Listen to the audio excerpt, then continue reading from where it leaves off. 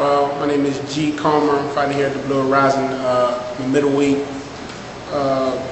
Fighting the Blue Horizon is, you can't describe it. Sometimes when you get in that ring, it's like you feel the, I want to say the presence of all the guys that has fought in the ring, from Bernard Hopkins to guys that have came out of state and guys that have fought in this city. It just is, you can't describe the words. It's actually an honor to fight here.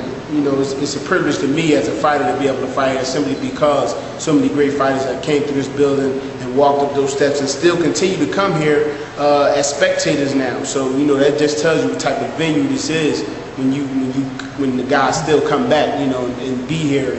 As a matter of fact, you know, we have Steve Chambers being honored here. He's a guy that stays here all the time. So I'm very honored to be fighting here, man. It's just that words can't describe. One of the most popular terms in boxing is the term Philadelphia middleweight, and you are one of those as well. Yes. I mean, you feel like pressure, you know, that you mentioned Hopkins and the Benny Briscoes and those type of guys going down the line, the great Philadelphia middleweights. Yes. You know, is that something you think about, you know, Culmer being maybe added to the next in there?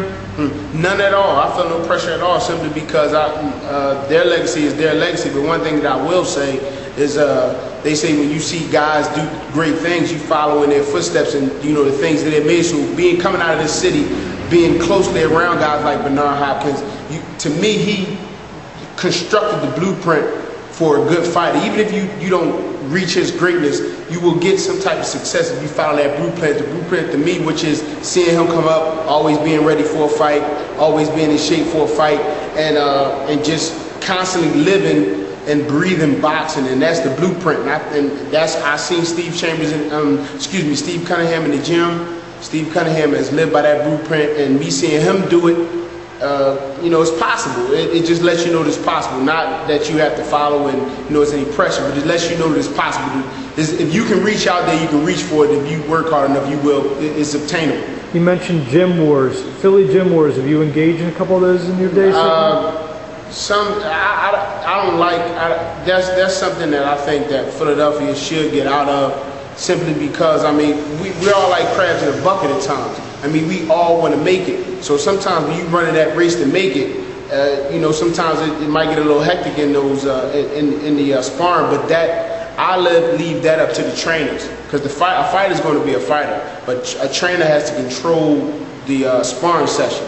And when the trainer doesn't control the sparring session, there's the gym war, because the trainer can always say stop, time in the ring, you know, you guys, you know, you don't have to go so hard, this, that, and the other. So a true trainer can control the sparring session, and if he sees it getting a little out of hand, he will control the sparring session. But some guys will sit back and they let things happen, and then it goes too far, and, you know, guys wind up getting hurt. In Philadelphia, it's more guys get hurt in the gym more so than in the fight. The fight can be easy more so than the gym. The gym is very hard, and that's because, I guess, you know, we're in this city, there's so many fighters here. We're all trying to reach that success. So, you know, that's the reason why I believe my philosophy on that anyway.